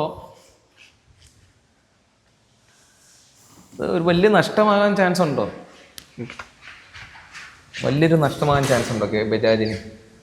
ഇല്ല, നഷ്ടമൊന്നും ആവാൻ ചാൻസ് ഇല്ല, എനിക്ക് തോന്നുന്നില്ല. കാരണം ഒന്നും കാണണ്ട, അവർ ഈ സാധനം ഇറക്കില്ലല്ലോ. KTM മിക്കവാറും ഈ നമ്മുടെ മാർക്കറ്റിനൊരു സൈഡാകും. ഇത് സംഭവം മനസ്സിലായി കാണൂല, ഇത്രയും വിറ്റ്. അല്ലാതെ ഇവരെങ്ങനെ എടുക്കില്ലല്ലോ. ഇവർ അറ്റ്ലീസ്റ്റ് എന്തെങ്കിലും റിസർച്ച് ചെയ്തിട്ടുണ്ടാവല്ലോ, മാർക്കറ്റിൽ എത്ര വിറ്റ് പോകും, ഇത് എടുത്താൽ എന്തൊക്കെ ഗുണമുണ്ടാവും. കാരണം ഇവരൊക്കെ എന്തായാലും ഇത്ര കാശ് കൊടുത്തിട്ടുണ്ടെങ്കിൽ അതിന്റെ ഇരട്ടി മേടിക്കാനുള്ള വഴി ഇവർ കണ്ടിട്ടുണ്ടാവും. പക്ഷെ എന്നാലും എവിടെയെങ്കിലും ഒക്കെ ഒരു ചെറിയൊരു പാളിച്ച വന്നു കഴിഞ്ഞാലേ അത് നമുക്ക് കണ്ടറിയാം. കാര്യം ചെറിയ കളിയൊന്നുമല്ല ഇപ്പം ബജാജ് കളിച്ചേക്കുന്നത്, വലിയൊരു കളി തന്നെ കളിച്ചേക്കുന്നത്. ഞാൻ ഫ്രെയിമിന്റെ പുറത്തേക്ക് പോയോ? ഏതാ? ഞാൻ ഫ്രെയിമിന്റെ പുറത്തായിരുന്നു ഇത്ര നേരം നോക്കിയത്. നോക്കിട്ട് വരാം. കട്ടേട്ടെ. എത്ര മിനിറ്റ് ഉണ്ട്? കോടിയായനെ. എത്ര മിനിറ്റ്? മിനിറ്റായി കാണിക്കൂല, റെക്കോർഡിങ് കാണിക്കുള്ളൂ. ഓക്കെ, അപ്പം അതൊരു നഷ്ടമാവാൻ ചാൻസ് ഇല്ല, ഒരു പ്രശ്നമില്ല. അപ്പം എന്തായാലും നമുക്ക് ഭാവിയിൽ ഒരു പൾസറൊക്കെ നമുക്ക് പ്രതീക്ഷിക്കാം. ബിഗർ പൾസർ എന്തായാലും പ്രതീക്ഷിക്കാം. അതെ, ഡൊമിനാറിനെക്കാളും കൂടുതൽ നമുക്ക് പ്രതീക്ഷിക്കാൻ പറ്റുന്നത് ബിഗർ പൾസർ ആയിരിക്കും. കാരണം ഡൊമിനാറൊക്കെ ഇന്നലെ വന്നതാ. പൾസർ ഒരു വികാരമാണ്. പൾസർ നമ്മുടെ കൂടെ വളർന്ന ഒരു നമ്മുടെ കൂടെ തന്നെ വളർന്നതാണ്. ഒരു പക്ഷെ നമ്മുടെ കൂടെ തന്നെ എന്ന് പറയുമ്പോൾ നമ്മുടെ ഒരു ബുദ്ധിക്ക് ഉറക്കുന്ന ഒരു തലമുറയ്ക്ക് ഉള്ള സംസാരിക്കാനുള്ളത് ബ്രോ. അതായത് ഇനിയുള്ള ഈ ഒരു കണ്ണാപ്പി നമ്മൾ പറയേണ്ട ഒരു അതൊന്നും തെറ്റാണ് സത്യം പറഞ്ഞാൽ അങ്ങനെ പറയാം. പിന്നെ നമ്മുടെ സൊസൈറ്റി അങ്ങനെ എടുത്തോണ്ട്, അല്ലെങ്കിൽ ആ ഒരു തരം ആൾക്കാർ ആ ഒരു വേവ് ഇപ്പം കുറേയൊക്കെ കുറഞ്ഞിട്ടില്ലേ? ഇപ്പം പഴയതുപോലെ ഇൻസ്റ്റാഗ്രാമിൽ ഇങ്ങനെ ഈ വീഡിയോ അതൊക്കെ ഇപ്പം ഉണ്ട്. അതൊക്കെ ആരും ശ്രദ്ധിക്കുന്നില്ല ഇപ്പം പഴയതുപോലെ. സപ്പോർട്ട് കൊടുക്കുന്നില്ല. എന്ത് റീച്ചായിരുന്നു അതിനൊക്കെ സത്യം. അത് കണ്ടോണ്ട ഓരോ ഒരുപാട് പേര് പിള്ളേരെ ജീവൻ നഷ്ടപ്പെട്ടു. നമുക്കിപ്പോ തിരുവനന്തപുരം ഒരു സാധനം ഉണ്ടായിരുന്ന ക്ലബ് ഹൗസിൽ പണ്ട് ഇങ്ങനെ സംസാരം ഉണ്ടായപ്പോ നമ്മൾ കുറെ ആൾക്കാർ നമ്മളെ നിങ്ങൾ ഭയങ്കര നന്മയോളികളാ അങ്ങനെയാന്നൊക്കെ പറഞ്ഞിട്ട് അന്നേരം ആ ടൈമിൽ ഇരുന്ന് കേട്ടൊരു ചെറുക്കൻ അതിലുണ്ടായിട്ട് അവരെ ആ ചെറുക്കൻ ആക്സിഡന്റിൽ മരിച്ചു പോയിട്ടുണ്ട്. ചങ്ങനാശ്ശേരി മറ്റൊരു വലിയ വളവുന്ന ഒരു യൂണിക്കോൺ ഇടിച്ച് ഓർമ്മയില്ല ഈ ചെറുക്കൻ. എന്റെ അമ്മ അത് കേട്ടപ്പോ എന്റെ കിളി പോയി. സത്യം പറഞ്ഞുണ്ടല്ലോ, ഭയങ്കര ഒരു വല്ലാത്തൊരു യുഗമായിരുന്നു ഇതിന് മുമ്പ് സ്പീഡിൽ പോകുന്നത്. ഇപ്പം കുറേയൊക്കെ ഇപ്പം എനിക്കൊന്ന് ഈ ഹൈവേയുടെ പണിയൊക്കെ വന്നതുകൊണ്ടാണ് ആ ഒരു വേവ് കുറഞ്ഞത്. അത് മാത്രമല്ല ഇപ്പം ആൾക്കാർ കുറച്ചും കൂടെ മെച്ചുവേർഡായി. കാര്യം ഒരു 3-4 വർഷം മുമ്പുള്ള 18 വയസ്സുള്ള ആൾക്ക് ഇപ്പൊ 22 വയസ്സായി.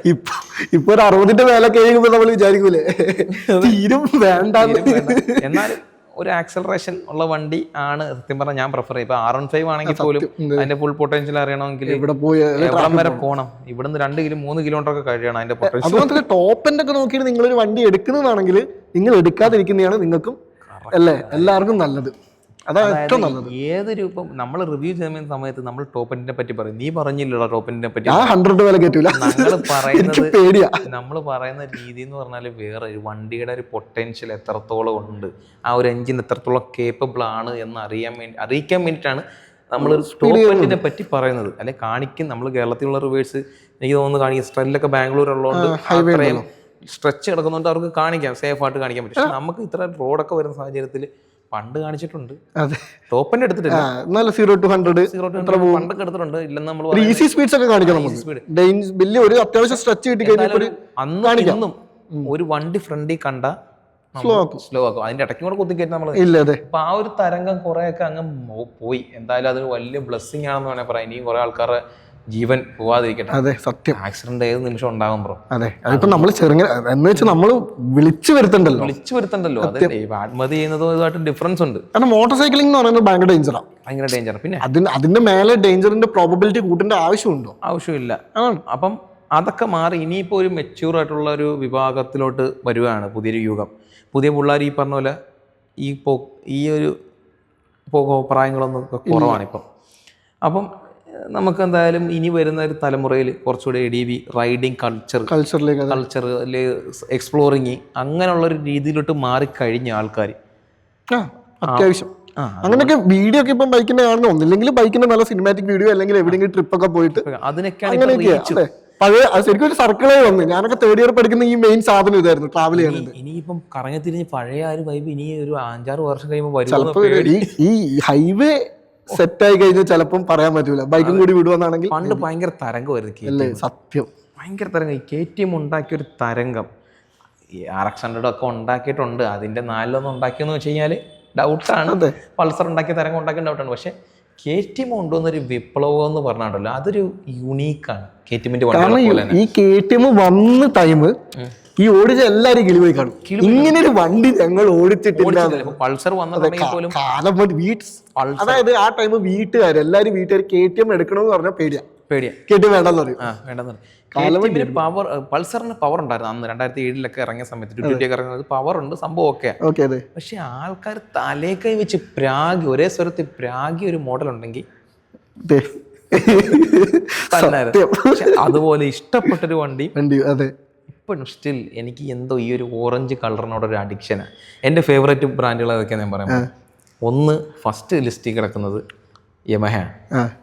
അതെന്തോ നമുക്കൊരു അതിനോടൊരു ഇഷ്ടമുണ്ട്. കാര്യം അവരുടെ ഒരു എഞ്ചിനീയറിങ് വിവയൊക്കെ അഫോർഡബിൾ ആയിട്ടുള്ള പ്രൈസിൽ കൊണ്ടുവന്നു. ഫസ്റ്റിൽ തന്നെ അപ്പുറത്തോട്ട് വയ്ക്കാൻ പറ്റുന്ന ഒരു ബ്രാൻഡാണ് KTM. ഫസ്റ്റ് സ്ഥാനം 2 പേർക്ക് ഉണ്ടെന്ന് വേണമെങ്കിൽ പറയാം. KTM അത്രയ്ക്ക് എനിക്ക് ഇഷ്ടമാണ് KTM എന്ന് പറഞ്ഞ ബ്രാൻഡ്. കാര്യം അവരുടെ ക്വാളിറ്റി, ഇന്ത്യക്കാരോടുള്ള ഒരു പരിഗണന, അതൊക്കെ നമ്മൾ അംഗീകരിച്ചു കൊടുത്തേ പറ്റത്തുള്ളൂ. നമ്മുടെ കൾച്ചറേ മാറ്റി. പിന്നെ തേർഡ് സുസുക്കി, പിന്നെ ഹോണ്ട. സുസുക്കി എനിക്ക് വലിയൊരു ഇഷ്ടപ്പെട്ടൊരു ബ്രാൻഡ്. അത് ആർക്കും ഇഷ്ടവും അല്ല, വെറുപ്പാണ്. അത് തന്നെ ഡ്യൂക്ക് 200 കാസ്റ്റ് ഒരു 250cc കിട്ടും. അതും ഭയങ്കര റിലയബിൾ ആയിട്ടുള്ള സമാധാന വണ്ടി, ഒരൊറ്റ ആളെടുത്തിട്ടുള്ളത്. അത് റോഡിൽ നിങ്ങൾ എവിടെയും നല്ല വണ്ടിയായിരുന്നത്. ഹോണ്ടക്ക് അത് കഴിഞ്ഞിട്ടേ ഉള്ളൂ കേട്ടോ. ഹോണ്ട നമുക്ക് അറിയാം ഒരു സോളിഡ് ആണ് സാധനം.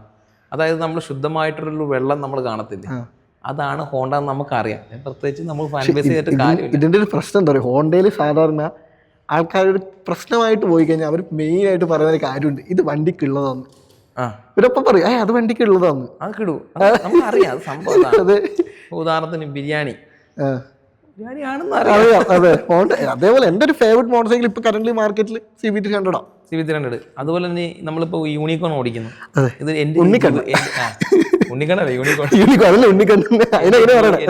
എൻ്റെ ജീവിതത്തിലൊരു ഇൻസിഡന്റ് ഉണ്ടായി.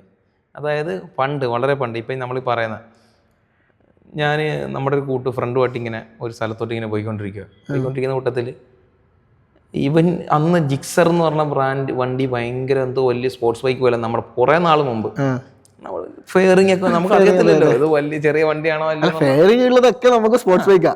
നമ്മുടെ കയ്യിലിരിക്കുന്ന വണ്ടി എന്ന് പറഞ്ഞാൽ യൂണിക്കോൺ. അപ്പൊ നമുക്ക് അവരുടെ കൂടെ പിടിക്കാൻ പറ്റുമെന്നുള്ള ഒരു പേടിയുണ്ട്. പക്ഷെ യൂണിക്കോൺ നമുക്ക് മനസ്സിലായി സാധനം വേറെ. ഓടിച്ച ആൾക്കാർക്ക് വണ്ടി. പക്ഷെ യൂണിക്കോൺ 160 ഭയങ്കര അണ്ടർ റേറ്റഡ് ആണ്. പക്ഷെ സാധനം ഉണ്ടല്ലോ പറന്ന കയറും, സ്മൂത്ത് ഒഴുകി കയറും. ട്രോളൊക്കെ കാണുന്നുണ്ടല്ലോ, ആ വണ്ടിയുടെ ലുക്ക് കാണുന്നല്ലോ വണ്ടി ഓടിക്കാൻ യൂണിക്കോൺ ഭയങ്കര. അടുത്തൊരു റിവ്യൂ ചെയ്യണം. പക്ഷെ ഈ ഹോണ്ടക്കാര് വണ്ടി തരത്തില്ല ബ്രോ. എറണാകുളത്ത് തരും, മറ്റതിൽ തരൂല. കായംകുളത്തൊക്കെ ഭയങ്കര ശോകമാണ് ബ്രോ. തുറന്നങ്ങ് പറയാണ്, നമുക്ക് വണ്ടി റിവ്യൂ ചെയ്യാൻ വേണ്ടി തരും നമ്മുടെ കായംകുളത്തുള്ള. നമ്മുടെ സ്ഥലങ്ങളിൽ വണ്ടി വരുന്ന ഷോറൂമുകൾ എന്ന് പറഞ്ഞാൽ എല്ലാ ഷോറൂമിൽ നിന്നും വണ്ടി അത്യാവശ്യം നല്ല സപ്പോർട്ടാണ്. എനിക്ക് അവിടെ എവിടെ പോലും KTM സപ്പോർട്ടാണ്. പണ്ടുണ്ടായിരുന്നില്ല, ഇപ്പൊ നല്ല സപ്പോർട്ടാണ്.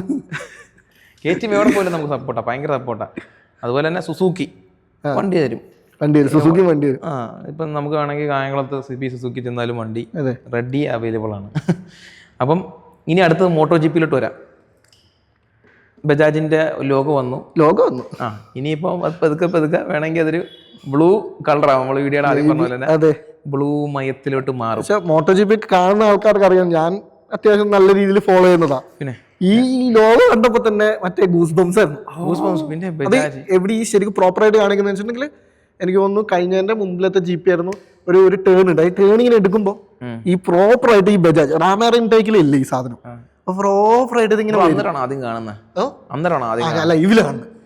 ഞാൻ കണ്ടത് എന്ന് പറഞ്ഞാൽ ഈ ട്രോളിലൊക്കെ ട്രോളല്ല ലൈവിലൊക്കെ. പക്ഷേ മോട്ടോ ജി പി ഞാൻ അങ്ങനെ കാണത്തില്ല, പക്ഷെ എനിക്ക് ഇഷ്ടമാണ്. അത് ഈ ഒരു കാര്യം ഞാൻ പറഞ്ഞേക്കാം, മോട്ടോ ജി പി കാണുന്ന ആൾക്കാരില്ലെങ്കിൽ കണ്ടു തുടങ്ങിക്കോ. അടിപൊളി ഒരു സ്പോട്ടാ, കണ്ട എന്തായാലും ഇഷ്ടപ്പെടും. പ്രത്യേകിച്ച് മോട്ടോർസൈക്കിൾ എന്തൂസിയാസ്റ്റ് ആണെന്നുണ്ടെങ്കിൽ നമ്മുടെ ബ്രാൻഡ് ജയിക്കുന്നുണ്ടോ ഇല്ലയോ എന്ന് നമ്മളിങ്ങനെ അറിയാൻ ആകാംക്ഷമായിട്ട് നോക്കിണ്ടല്ലോ ആക്സസ് ഒക്കെ ഉണ്ടാക്കി കിടക്കുന്ന. വേറൊരു കാര്യമുണ്ട് കേട്ടോ, അതായത് ഇത്രയും പ്രശ്നങ്ങൾ നടക്കുമ്പോഴും KTM എന്നുള്ള ബ്രാൻഡിന്റെ അവരെ മെയിൻ DNA മോട്ടോർ സ്പോർട്സ്. അതായത് ഇവർ മോട്ടോർ സ്പോർട്സിൽ ഭയങ്കര ഇൻവെസ്റ്റഡാണ്. അതായത് ഒരു ബ്രാൻഡിന് നഷ്ടം വരുമ്പോൾ ആദ്യം ഇവർ കട്ട് ചെയ്യണത് അവരുടെ മോട്ടോർ സ്പോർട്സ് ടീമാണ്. പക്ഷെ KTM അത് ചെയ്തില്ല. കാരണം അവരുടെ ഒരു പാഷനേറ്റ് ആണ്, അത് ഇഷ്ടപ്പെടുന്ന കാര്യമാണ്. അത് ഇവർക്കൊരു മെയിൻ ടീമും ഉണ്ട്, ഒരു സാറ്റലൈറ്റ് ടീം ഉണ്ട്. ആ സാറ്റലൈറ്റ് ടീമിലാണ് ഈ ബജാജിന്റെ ലോഗോ വന്നേക്കെ ടെക് 3 ഗ്യാസ് എന്ന് പറഞ്ഞിട്ട്. പറയാൻ പറ്റില്ല, അടുത്തൊല്ലം ചിലപ്പം അടുത്തൊല്ലോന്ന് പറയുന്നില്ല, എന്നാലും മേ ബി ഫ്യൂച്ചറിൽ. ബജാജിന്റെ കയ്യില് ഫണ്ടുണ്ട് ബ്രോ, ശരിക്കും ഫണ്ടുണ്ട്. നമ്മൾ വിചാരിക്കും ഈ പൾസർ പ്ലാറ്റിനൊക്കെ ഉണ്ടാക്കി കിടക്കുന്ന ബ്രാൻഡ്, പക്ഷേ ഈ പറഞ്ഞ KTM പോരാഞ്ഞിട്ട് ഇനിയിപ്പോൾ എൻ്റെ ഒരു ചെറിയ അറിവെന്ന് പറയുന്നത് പല ഇന്റർനാഷണൽ ബ്രാൻഡുകളെക്കാട്ടിലും ഫണ്ടിങ് ഉള്ള ബ്രാൻഡുകളാണ് ബജാജ്. ട്രയംഫിന്റെ കാര്യം പറയുന്നുണ്ടോ? ഹീറോ എന്നൊക്കെ പറഞ്ഞു. ട്രയംഫിന്റെ കാര്യം പറയുന്നുണ്ടോ? ഒരുപാട് ഫണ്ടിങ് ഉള്ളതാണ്. പക്ഷെ ഇവർക്ക് എന്ന് പറഞ്ഞാല് സോഴ്സ് ഇല്ല മോട്ടോ ജി പിയിലോട്ട് പോകാനും അതിനുള്ള അനുസരിച്ചുള്ള. എനിക്ക് തോന്നുന്നത് വഴിവെട്ടി എടുത്തത് തന്നെയാ.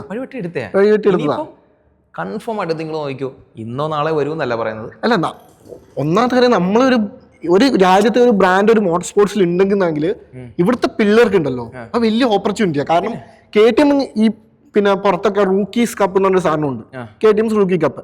ഈ റൂക്കി കപ്പാണ് ഒരു കൈൻഡ് ഓഫ് ഒരു next level two motto G പിയിൽ ഏറ്റവും താഴെയുള്ള ലേഡർ, ഒരു സ്റ്റെപ്പാ. ഈ ഇതിൽ കാണിക്കുന്നവരാണ് അവര് മോട്ടോ 3 എടുക്കും, മോട്ടോ 2, പിന്നെ മോട്ടോ ജി പി. ഇവിടെ ഒരുപാട് കഴിവുള്ള പിള്ളേരുണ്ട്. പിന്നെ ഒരുപാട് പൊട്ടൻഷ്യൽ ഉള്ള. പക്ഷെ ഇവിടുത്തെ പ്രശ്നം എന്താ അറിയോ, ഇവിടെ ഞാൻ കേട്ടേക്കെന്ന് വെച്ചാൽ ഓഫ് ദ ടോപ്പിക് എന്ന് വേണമെങ്കിൽ പറയാം, ടയേഴ്സ് ഉണ്ടല്ലോ, പുറത്ത് കിട്ടുന്ന ടയേഴ്സ് എന്ന് പറഞ്ഞാൽ ഒടുക്കത്തെ ഗ്രിപ്പാ. ഒരു ഇന്ത്യൻ മോട്ടോ ജി പിയിൽ മോട്ടോ 3 റൈഡ് ചെയ്തിട്ടുണ്ട്, പക്ഷെ റേസിലേക്ക് പോകാനുള്ള ക്വാളിഫയിങ് ടൈം കിട്ടിയില്ല പുള്ളിക്ക്, ഡിസ്ക്വാളിഫൈ. പുള്ളി എന്താ പറഞ്ഞറിയോ, ഇത്രയും ഗ്രിപ്പിലെ ടയർ വെച്ച് നമ്മൾ ഓടിച്ചിട്ടില്ല. അതായത് ഈ ബ്രേക്ക് പിടിക്കുമ്പോൾ ഭയങ്കര ബ്രേക്കിംഗ് ഒക്കെ ഭയങ്കര ഉള്ളൊരു കാര്യം. അതായത് ലൈറ്റ് ബ്രേക്ക് ചെയ്യുമ്പോഴും അത് ടൈം നമ്മുടെ ഏറ്റവും ബെസ്റ്റ് ടൈം ഇടണം. അപ്പൊ ഈ നമ്മൾ ഇച്ചിരി ഷോഗൻ ടയറിൽ ഓടിച്ചു കഴിഞ്ഞാൽ നമുക്ക് എപ്പോഴും ഒരു പേടിയായിരിക്കും, ഇത് വീഴോ നിൽക്കോ ഗ്രിപ്പ് കിട്ടുമോ എന്നുള്ള കാര്യം. പക്ഷെ പുള്ളി പറഞ്ഞ ഇത്രയും ഗ്രിപ്പ് ഈ ടയറിനുണ്ട്, അതെനിക്ക് അറിയില്ല ഇത്രയും ഒരു ടയറിന് ഇത്രയും ഗ്രിപ്പ് ഉണ്ടാവും. പക്ഷെ ഇങ്ങനെ ഒരു ബജാജ് അങ്ങനെ ഒരു മോട്ടോർ സ്പോർട്സും കാര്യങ്ങളൊക്കെ പോയി കഴിഞ്ഞാൽ ഇത്രയും ഓപ്പർച്യൂണിറ്റി ഇങ്ങോട്ടേക്ക് വരും. അപ്പൊ ഇവരെ എന്തെങ്കിലും പ്രോഗ്രാം ഉണ്ടാവും ഈ ജൂനിയർ പിള്ളേരെ പിടിച്ച് ട്രെയിൻ ചെയ്യിപ്പിച്ച് മേലോട്ടേക്ക് കൊണ്ടുവരാനുള്ള. വരുമ്പോൾ നമുക്ക് നല്ലതാ.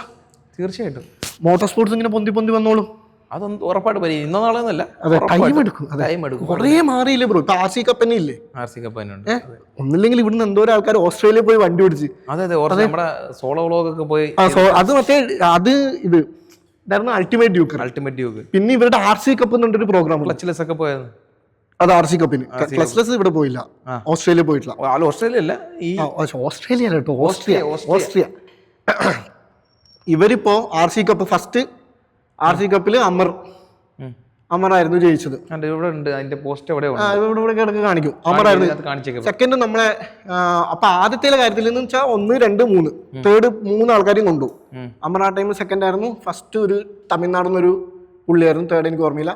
അത് കഴിഞ്ഞിട്ട് സെക്കൻഡ് സീസൺ ഇവരിങ്ങനെ തുടങ്ങി അറിയോ, ഒരു അമച്ചർ ക്ലാസ്, ആദ്യമായിട്ട് റേസ് ചെയ്യുന്നവർക്ക് ഒരു ക്ലാസ്, പിന്നെ പ്രൊഫഷണൽ ഇത്, പിന്നെ എനിക്ക് തോന്നുന്നു ഒരു ലേഡീസിന്റെ ഒരു ക്ലാസ്സും കൂടി ഉണ്ട്. അപ്പൊ തന്നെ ഒരു കൊല്ലം കൊണ്ട് ഈ ഓപ്പർച്യൂണിറ്റീസ് ഒക്കെ മാറി. അപ്പൊ അമച്ചർ ഇപ്പം ഞാൻ ഇതൊരു റേസിൽ പങ്കെടുത്തിട്ടില്ല, ഞാൻ നല്ലോണം ട്രെയിൻ ചെയ്തിട്ട് ഞാൻ അന്ന് ഒരു RC കപ്പിൽ അങ്ങ് എൻ്റർ ചെയ്തു. ഞാൻ ജയിച്ചു കഴിഞ്ഞിട്ടുണ്ടെങ്കിൽ എനിക്ക് ഓസ്ട്രിയ പോയിട്ട് അവരുടെ പിന്നെ മോട്ടോ ജീപ്പിൽ ഓൾറെഡി ഓടിച്ച ആൾക്കാരുടെ കൂടെ ട്രെയിൻ ചെയ്യിപ്പിക്കാം, ഫുൾ അവരുടെ ചെലവില്.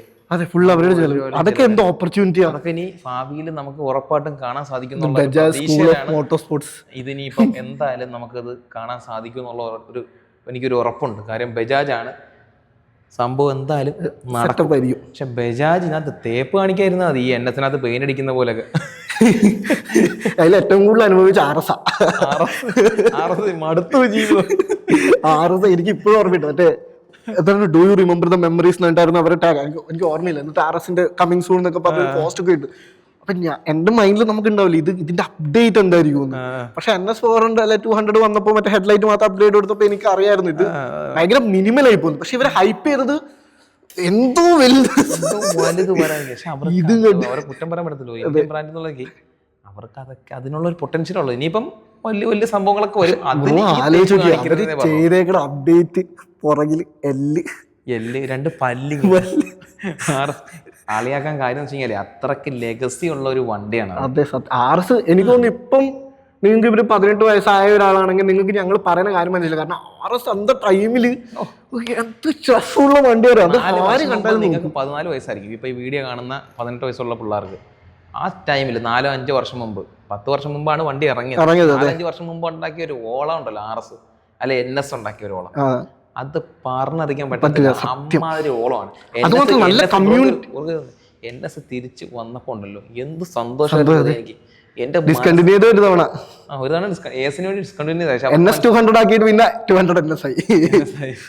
ഈ പറഞ്ഞ പോലെ 220 നിർത്തിപ്പോയത് തിരിച്ചുകൊണ്ടിരാൻ കാര്യം എന്താ, നോർത്തില് വൻ പ്രതിഷേധം. ഞങ്ങളുടെ ദൈവത്തെ തിരിച്ചു കൊണ്ടുവരും. 220 ദൈവത്തെ പോലെ ഭയങ്കര ഐക്കോണിക്കാ. അത് ഡിസൈൻ അങ്ങനെ ഒരു വണ്ടിയും ഇല്ല. അങ്ങനെ ഒരു വണ്ടി വേറെ ഇല്ല ഇപ്പോഴും നിലവില്. ബുള്ളറ്റ് ഉണ്ട്, ബുള്ളറ്റിന്റെ കാര്യം പറയാം. പക്ഷെ ബുള്ളറ്റ് ആണെങ്കിൽ പോലും പല ചേഞ്ചസ് ഇപ്പൊ സീരീസ് ഒക്കെ ആയി. പക്ഷെ സെയിം ആയിട്ട് നിൽക്കുന്ന ഒരു വണ്ടി അത് 220 തന്നെ. അപ്പൊ ഇനിയിപ്പോ നമുക്ക് ട്രയംഫിന്റെ കാര്യത്തിലോട്ട് വരാം അല്ലേ? അതായത് ബജാജിന്റെ കാര്യം പറഞ്ഞു, മോട്ടോ ജിപിയുടെ കാര്യം പറഞ്ഞു. ഇനിയിപ്പം പുതിയ KTMന്റെ വണ്ടി ഈ വിഷയങ്ങളെ പറ്റി നമ്മൾ സംസാരിച്ചു. ഇനിയിപ്പോ ട്രയംഫ് ഇവിടെ വന്നിട്ട് ട്രയംഫ് മേടിക്കാം. ട്രയംഫ് ഇവിടെ വന്നപ്പോ ഞങ്ങൾ വന്നപ്പോ അളവൊക്കെ എടുത്തോണ്ട് പോകുന്നു. ട്രയംഫിന്റെ ഷോറൂം കൂടെ പകുതി കൊണ്ടുവരാൻ വേണ്ടി ഈ ഷോറൂമിൽ ഇപ്പൊ ട്രയംഫ് കൂടെ കൊണ്ടുവന്നാൽ ബെറ്റർ ആയിരിക്കും. അതെ. പക്ഷെ എന്റെ അഭിപ്രായത്തിൽ 4 വണ്ടിയല്ലേ? 4 ഷോറൂം 4 വണ്ടിയായല്ലേ? അതായത് ബ്രോ ട്രയംഫിൻ്റെത് ഒന്നോർത്ത നല്ലതാണ്, എല്ലാം കൂടെ ഒരു കുടക്കീഴിൽ. പക്ഷെ ട്രയംഫ് പോലുള്ളൊരു ബ്രാൻഡ് എല്ലാ മുക്കിലും എനിക്ക് തോന്നുന്നു അവർ അത് തന്നെയാണ് ആഗ്രഹിക്കുന്നത്. എനിക്ക് തോന്നുന്നു ബ്രാൻഡും ലെഗസിയും ഇപ്പം ജാഗ്വറിന് സംഭവിച്ചാണില്ല. ബ്രാൻഡും ലെഗസിയും നമുക്ക് കെട്ടിപ്പിടിച്ചിരുന്നാലും നമുക്ക് ഈ ബിസിനസ് എന്ന് പറഞ്ഞ സാധനം വേണ്ടേ? കാര്യമില്ലല്ലോ. ഒരു കാര്യമില്ല. അത് തന്നെ എപ്പോഴും ആരെങ്കിലും ഒക്കെ ട്രൈഗറൊക്കെ എടുക്കൂ. ഇപ്പൊ ആലോചിച്ച് ഇപ്പൊ ട്രയംഫ് മറ്റേ കൊച്ചിയിലെ ഷോറൂം ഉണ്ട്, ഫ്രണ്ടിൽ എപ്പോഴും ഇഷ്ടം പോലെ വണ്ടികളാണ് കൂട്ടിയിട്ടേക്കും. കൊച്ചിയിലെ ഷോറൂമിലുണ്ടല്ലോ ഈറ്റടിച്ചിരിക്കുവായിരുന്നു അവരിങ്ങനെ. മറ്റേ BMWന്റെ ഷോറൂമിൽ വിളിക്കുന്ന പോലെ കസ്റ്റമറിനെ വിളിക്കും. അവർ ഓക്കെ ആണെങ്കിൽ വരും, എടുക്കും, പോകും. പക്ഷെ സൂപ്പർ ബൈക്സ് ഒക്കെ അത്ര മതി, ഒരു കച്ചവടം 2 കച്ചവടം മതി. നമ്പേഴ്സായി. ഇപ്പം മറ്റേത് കൊച്ചിയിൽ വരുമ്പോൾ അവിടാണ് ട്രയംഫിന്റെ ഷോറൂം, ഇവിടാണ് BMWന്റെ ഷോറൂം, ഇവിടാണ് ഡുക്കാറ്റിയുടെ ഷോറൂം. ഇപ്പൊ നമുക്ക് ട്രയംഫിന്റെ ഷോറൂമിന്റെ കാര്യം പറയേണ്ട കാര്യമില്ല. ട്രയംഫിന്റെ ഷോറൂം. അപ്പം ഈ ഒരു പാർട്ണർഷിപ്പിൽ ഞാൻ ഏതോ ഒരു പോഡ്കാസ്റ്റ് ഞാൻ കണ്ട, ആ പോഡ്കാസ്റ്റിന്റെ ലിങ്ക് താഴെ കൊടുത്തേക്കാം. Same podcast. ഞാൻ ആ പോഡ്കാസ്റ്റിൽ കണ്ടൊരു കാര്യം എന്ന് പറഞ്ഞാൽ ജോസഫ് എബ്രഹാം എന്ന് പറഞ്ഞ ഒരു വ്യക്തിയുണ്ട്, ബജാജിന്റെ എഞ്ചിൻ ഡിസൈനറാണ്. അപ്പൊ ഈ എഞ്ചിൻ ഡിസൈൻ ചെയ്യുന്നത് പുള്ളിയാണ്. എനിക്ക് ഡിസൈൻ ചെയ്യാനേ അറിയത്തുള്ളൂ, എന്റെ ഇന്റേണൽ കാര്യങ്ങളൊന്നും അറിയത്തില്ല. പുള്ളി ഡിസൈൻ ചെയ്യും, ഇത്ര CC ഇത്ര ഗിയർ റേഷ്യോ എന്നൊക്കെ പറയും. അത് എഞ്ചിനീയർമാർക്ക് കൊടുക്കും, ഡെവലപ്മെന്റ് ടീം അത് എഞ്ചിനാക്കി ഇറക്കും. അതാണ് ബേസിക്കലി നമ്മുടെ ബജാജിലും KTMലും ഒക്കെ നടക്കുന്നത്. അപ്പോൾ ഈ ജോസഫ് എബ്രഹാം എന്ന് പറഞ്ഞ വ്യക്തി ഡിസൈൻ ചെയ്തൊരു എഞ്ചിനാണ് 399cc എഞ്ചിൻ. അത് ബജാജ് നിർമ്മിക്കുന്നു, KTMലോട്ട് പോകുമ്പോൾ KTM അത് ട്യൂൺ ചെയ്യുന്നു. അതുകൊണ്ടാണ് KTMന് ഇത്രയ്ക്ക് അഗ്രസീവ് ആയിട്ടുള്ള പവർ വരുന്നതും ബജാജിന് അതിൻ്റെതായിട്ടുള്ള പവറും വരുന്നതും. മനസ്സിലായി. അപ്പം ആ ഒരു ലെവലിൽ നിൽക്കുന്നത്. ഇപ്പം ട്രയംഫിലോട്ട് വരുമ്പം ട്രയംഫിൻ്റെ ആയിട്ടുള്ള ട്യൂണിങ്ങും കാര്യങ്ങളൊക്കെ വരും. 3 വണ്ടി സെയിം എഞ്ചിനായിട്ടാണ് എനിക്ക് തോന്നുന്നത്. ഡിഫറെന്റ് എഞ്ചിനാണെന്നാണ്. പക്ഷെ ലോഞ്ചിന് പോയപ്പോ സെയിം എഞ്ചിൻ തന്നെ. ബുദ്ധിപരമായിട്ട് ചിന്തിക്കുവാണെങ്കിൽ സെയിം തന്നെ. അപ്പോൾ ട്രയംഫിലോട്ട് വരുന്ന സമയത്ത് അതിന് അതിൻ്റെ ആയിട്ടുള്ള ട്യൂണിങ്ങും കാര്യങ്ങളൊക്കെ ഉണ്ട്. വ്യത്യാസം വലിയ ഹൈപ്പ് ഒന്നും ഇല്ല. സ്പീഡ് 400 നമ്മൾ വിചാരിക്കുന്ന പോലെ മാരക സംഭവമാണെന്ന് വെച്ചാൽ ഡീസന്റ് ഒരു റോഡ്സ്റ്റർ മൂഡ്. അപ്പോൾ ആ ഒരു എഞ്ചിൻ കുഴപ്പമില്ല. ബേസിക്കലി ഇതെല്ലാം സെയിം എഞ്ചിനാണ് ബ്രോ. അതെല്ലാം ഇവരുടെ 3 പേരുടെയും കൂടെ ടൈപ്പിൽ വരുന്ന ഒരു സാധനമാണ്. ഇതിൽ ഈ എഞ്ചിൻ ആർക്കാണ് കൂടുതൽ സൂട്ടാന്ന് വെച്ച് കഴിഞ്ഞാൽ ഒബ്വിയസ്ലി KTMന് തന്നെയാണ്. KTMന്റെ ട്യൂണിംഗ് എന്ന് പറഞ്ഞാൽ ഡിഫറെന്റ്. നമ്മുടെ കുറച്ച് മാഡാണ്. നമുക്ക് വേണമെങ്കിൽ ഇപ്പോഴത്തെ എസ്പെഷ്യലി ഇപ്പോഴത്തെ KTM ഒക്കെ വെച്ച് നോക്കുകയാണെങ്കിൽ കുറച്ചും കൂടെ ഒരു സ്മൂത്തർ കാമൻ പോയിട്ടാണ്. ഇങ്ങനെ എമിഷൻസ് ആണ് ഒന്നാമത്തെ കാര്യം. വെയിറ്റ് ആഡിങ് ഒക്കെ വരുമ്പോഴത്തേക്ക് അതിനനുസരിച്ച് ഒരു വിഷയങ്ങളും. നിങ്ങൾ എന്തായാലും ഒരു KTM എടുക്കാൻ പോകുന്ന ഒരാളാണെങ്കിൽ നിങ്ങളൊന്ന് പഴയ KTM ഓടിച്ചു നോക്കും. പഴയ KTM ഓടിക്കുന്നത് കൊള്ളാം, പക്ഷെ നോക്കി കണ്ട് എടുക്കണം. സെക്കൻഡ് അറിയാറില്ല മാർക്കറ്റ് 2 മണിക്കൂറുണ്ട്. പോഡ്കാസ്റ്റ് നമുക്ക് വേണം സെറ്റ് ചെയ്യാൻ കുറച്ച്. ഇത് നല്ല രസമുള്ള കാര്യം. ഇനി തുടങ്ങുമല്ലോ ബ്രോ. ഇനിയിപ്പോ നമ്മള് ഇത്ര എക്കോളുണ്ടല്ലേ പൊളിഞ്ഞു പോയത്. ഇനിയിപ്പോ നമുക്ക് ഇനി അവിടെ അങ്ങോട്ടൊക്കെ വന്നിട്ട് കുറച്ച് അത്യാവശ്യം അവിടെ കണ്ടു അവിടെ നിന്നുണ്ട് കട സ്ഥലങ്ങളുണ്ട്. ഡുവോ ബ്ലോഗ് പോലെ ചെയ്യണം, സെറ്റാണ്. അവിടെ ഏറ്റവും വലിയ വിഷയം ഒരു സ്ഥലം നോക്കിയാൽ കിടന്ന് അലയുന്നത്. എനിക്കറിയാം കുറച്ച് സ്ഥലം അറിയാലോ. അപ്പോൾ അതൊക്കെയാണ് ട്രയംഫിൻ്റെ ആയിട്ടുള്ള കാര്യങ്ങളെന്ന് പറയുന്നത്. അപ്പം ബേസിക്കലി അവർ ഈ പറഞ്ഞ വണ്ടികളൊക്കെ ഇങ്ങോട്ട് KTM ആയിട്ടൊക്കെ വന്നു കഴിഞ്ഞാൽ വലിയ വിഷയമൊന്നുമില്ല. പറഞ്ഞ പോലെ ആ ബ്രാൻഡിങ്ങിൻ്റെ ആ ഒരു ചെറിയ ഇതൊക്കെ വരും. ടൈം എടുക്കും. അല്ല ഡാറ്റോണ 400 കൂടി വന്നാൽ സെറ്റായി. ഡാറ്റോണ 400 വന്നു കഴിഞ്ഞാൽ പിന്നെ തീർന്ന് കച്ചവടം പൊട്ടി. അത് എനിക്ക് തോന്നുന്നില്ല, വരുമെന്ന് തോന്നുന്നില്ല. RC സമ്മതിക്കത്തില്ല. ഇപ്പൊ ഓൾറെഡി ആ ഡിസൈൻ എന്താ, ആ ഡിസൈനിൽ ഒരു പുതിയ RC വരുന്നുണ്ടെന്നൊക്കെ ഒരു 990 ഇറങ്ങിയിട്ടുണ്ട്. ഈ ഓൾമോസ്റ്റ് സെയിം ഡിസൈൻ. അത് റോഡ് ലീഗലല്ലോ. അല്ല റോഡ് ലീഗിൽ RC 990 ഇറങ്ങി. അപ്പൊ അതൊക്കെയാണ് കാര്യങ്ങൾ അല്ലേ. അതെ, നമുക്ക് എന്തായാലും ഇപ്പൊ തന്നെ എനിക്ക് തോന്നുന്നു 50 മിനിറ്റോളം ആയി കാണും. അവർക്ക് മടുപ്പാവാൻ ചാൻസ് ഉണ്ട് അല്ലേ. നമുക്ക് കട്ട് ചെയ്യാം. എന്തൊക്കെ കട്ട് ചെയ്യാൻ പറ്റുമോ അതൊക്കെ കട്ട് ചെയ്യാം. കട്ട് ചെയ്യാന്ന് വെച്ച് കഴിഞ്ഞാൽ ഇല്ല, എന്നാലും നിങ്ങൾ കണ്ടുനോക്കല്ലേ. നിങ്ങൾ പറ എങ്ങനെയുണ്ട് ഈ മോട്ടോർ സൈക്കിൾ ടോക്സും കാര്യങ്ങളൊക്കെ നിങ്ങൾക്ക് എത്രത്തോളം ഇഷ്ടപ്പെടുന്നുണ്ട് എന്നുള്ള കാര്യം. കഴിഞ്ഞ വീഡിയോയിലൊക്കെ സത്യം പറഞ്ഞാൽ ഒടുക്കത്തെ സപ്പോർട്ടാണ് കിട്ടിയത്. വീഡിയോക്ക് എന്തായാലും അത്യാവശ്യം നല്ല സപ്പോർട്ടും കാര്യങ്ങളൊക്കെ ആണെന്ന് പ്രതീക്ഷിക്കുന്നു. അപ്പം അടുത്തൊരു ടോപ്പിക്കിൽ എന്തായാലും കാണാം അല്ലേ. അതെ, കുറച്ച് നല്ല രസമുള്ള ടോപ്പിക്സ് കൊണ്ടുവരുന്നു. എന്തെങ്കിലുമൊക്കെ ഉണ്ടെങ്കിൽ താഴെ ജസ്റ്റ് ഒന്ന് കമന്റ് ചെയ്യാം. അതിൻ്റെ ആയിട്ടുള്ള നിങ്ങൾക്ക് എന്തെങ്കിലും സജഷൻസും കാര്യങ്ങളൊക്കെ ബ്രോ ഒന്ന് പറഞ്ഞു. എന്തെങ്കിലും അവസാനമായിട്ട് ബ്രോ ഇതിനെ പറ്റി ഒരു കൺക്ലൂഷൻ പറഞ്ഞു. കൺക്ലൂഷനായിട്ട് പറയാനായിട്ടാണെങ്കിൽ ബേസിക്കലി ഇപ്പം എന്താണ് ഈ മേജിക് നമുക്ക് നല്ലതായിട്ട് വരുള്ളൂ. കുറച്ചുകൂടി കഴിയുമ്പോൾ നിങ്ങൾ കാണും ഇറങ്ങാൻ പോണ മോട്ടോർ സൈക്കിളും വരാൻ പോകുന്ന ഓപ്പർച്യൂണിറ്റീസ് ഒക്കെ നിങ്ങൾ കാണും. അത് നിങ്ങളൊരു റൈഡർ ആണെങ്കിൽ അല്ലെങ്കിൽ നിങ്ങൾക്ക് മോട്ടോർ സൈക്കിൾസ് ഒക്കെ ഇഷ്ടമാണെങ്കിൽ കണ്ടിരിക്കാൻ നല്ല രസമായിരിക്കും. പുതിയ വണ്ടികൾ ഇറങ്ങുന്നു, നമ്മൾ കുറേ ഓപ്പർച്യൂണിറ്റീസ് വരുന്നു. പിന്നെ ഞാൻ കുറച്ചുകൂടി ട്രാക്ക് എന്ന് പറയുന്ന കാര്യം എന്ന് വെച്ചാൽ നിങ്ങളൊക്കെ പോയി ഒന്ന് ഓടിച്ച് നോക്കുക. പറ്റുമെങ്കിൽ നല്ലൊരു സെറ്റപ്പ് പരിപാടിയാണ്. ഇച്ചിരി എക്സ്പെൻസീവ്, അത് മിക്കവാറും ഇനി ആ കാശൊക്കെ എൻ്റെ ഒരു വലിയൊരു ഈ KTM ബജാജ് ഇത്ര മേടിച്ചു എന്നുള്ള ഒരു കാര്യം ഞാൻ കാണുന്നതിൽ വെച്ചിട്ട് ഇനി ഫ്യൂച്ചറിൽ ട്രാക്കിലേക്കാണേലും അല്ലെങ്കിൽ അതൊക്കെ ഒന്ന് ഒരുപാട് ഓപ്പർച്യൂണിറ്റിയും വരും, കാശും കുറയും എന്നുള്ള പ്രതീക്ഷയിലാണ്. അതാണ് മേജർ ഒരു പ്രതീക്ഷ ബജാജ് KTM എന്നുള്ളൊരു കൊളാബറേഷൻ ഞാൻ കാണുന്നത്. അതിൽ കുറേ സാധനങ്ങൾ വന്നിട്ടുണ്ട് ഓൾറെഡി. ഇനിയിപ്പോൾ അങ്ങോട്ടേക്ക് കുറച്ചുകൂടി ബെറ്റർ ആയിട്ടുള്ള ഓപ്പർച്യൂണിറ്റീസ് വരുമായിരിക്കും. വാങ്ങാൻ നിൽക്കുന്നവർക്കും അതെ, പണി അറിയാവുന്നവനും അവർക്കും അതെ, എല്ലാം സെയിൽസിലുള്ളവർക്കും എല്ലാം ഒരു വല്ലാത്തൊരു പെരുന്നാളാണ് വരാൻ പോകുന്നത്. ഇനി വരുന്ന കുറേ നാളൊക്കെ.